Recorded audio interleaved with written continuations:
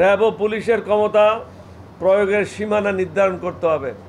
যাকে তাকে যখন তখন ইচ্ছা ধরে নিয়ে যাবে, গুম করে দেবে, সমুদ্রে ফেলাই দেবে, এটা মগের মুল্লুক না। ক্ষমতার বিকেন্দ্রীকরণ খুবই জরুরি। বাংলাদেশ এখন একটা ছোট দেশ না, 18 কোটি মানুষের দেশ। আমাদের পাশে যতগুলি রাষ্ট্র আছে প্রত্যেকটাতে প্রদেশ আছে। বাংলাদেশ হলো একমাত্র ঢাকা থেকে সব কিছু নিয়ন্ত্রণ করা হয়। এইভাবে 18 কোটি জনগণের দেশ নিয়ন্ত্রণ করা সম্ভব না। বিভিন্ন দেশের সংবিধান পর্যালোচনা করে আমাদেরকে প্রয়োজনে কয়েকটি প্রদেশে বাংলাদেশকে বিভক্ত করতে হবে। তাহলে ঢাকা বসবাসের উপযুক্ত নগরী হবে, জনগণের সমস্যা লাঘব হবে। একজন যার ধরে চাকরি হলো ঢাকা থেকে অনুমোদন নিতে হয়, তাহলে নতুন বাংলাদেশ কিভাবে বিনির্মাণ হবে? প্রত্যেক বিভাগে হাইকোর্ট স্থাপন করতে হবে। জনগণ অনেক টাকা পয়সা নষ্ট করে, অনেক কষ্ট করে তাদেরকে ঢাকায় আসতে হয়। জনগণের আর্থিক সংকটের মধ্যে ঢাকায় এসে মামলা পরিচালনা করা বছরের পর বছর এটা সম্ভব না। প্রত্যেক বিভাগে যদি হাইকোর্ট বেঞ্চ হয় তাহলে জনগণের জন্য সুবিধা হবে।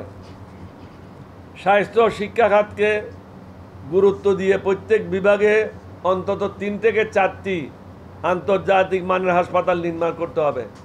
নতুন হাসপাতাল নির্মাণ করা কঠিন হতে পারে, কিন্তু বর্তমান যে হাসপাতালগুলি আছে সেগুলিকে পুনরায় রিফাবলিশ করে কিছু পরিবর্তন এনে সেই সাথে বিদেশ থেকে অভিজ্ঞ বাংলাদেশি ডাক্তারকে দেশে ফিরিয়ে আনার পদক্ষেপ নিতে হবে। তাহলে আমাদের রুগীরা বিদেশে যাওয়ার জন্য আর আগ্রহী হবে না। বাংলাদেশ সরকারি কর্ম কমিশন, নির্বাচন কমিশন, দুর্নীতি দমন কমিশন সহ সমস্ত কমিশনগুলিকে স্বাধীন এবং রাজনীতিমুক্ত রাখতে হবে। একই সাথে তাদের দায়বদ্ধতা ও জবাবদিহিতা নিশ্চিত করতে হবে। ডিজিএফআই, ডিজিএনএসআই সহ সকল গোয়েন্দা সংস্থার কাজ সুনির্দিষ্ট করে দিতে হবে। এখন সবাই রাজনীতি নিয়েই ব্যস্ত থাকে, সব সংস্থাগুলি রাজনীতির পিছনে দৌড়ে, কিন্তু তাদের সকলের কাজ রাজনীতি করা না। প্রত্যেকের দায়িত্ব পৃথক পৃথক আছে, কিন্তু সেটা করছে না, এটা করে দিতে হবে। র্যাব ও পুলিশের ক্ষমতা প্রয়োগের সীমানা নির্ধারণ করতে হবে।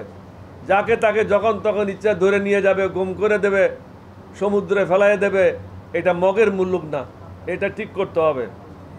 র্যাবের প্রধান সব সময় সশস্ত্র বাহিনী থেকে পদায়ন করতে হবে। সকল স্তরে পদায়নে রাজনীতিমুক্ত রাখার নিশ্চিত করতে হবে। স্বৈরাচারী আওয়ামী সরকারের আমলে যারা তাবেদারি করেছে তাদেরকে প্রমোশন দিয়েছে। আশা করি অন্তর্বর্তীকালীন সরকার তা শোধরানোর জন্য প্রয়োজনীয় পদক্ষেপ গ্রহণ করবেন।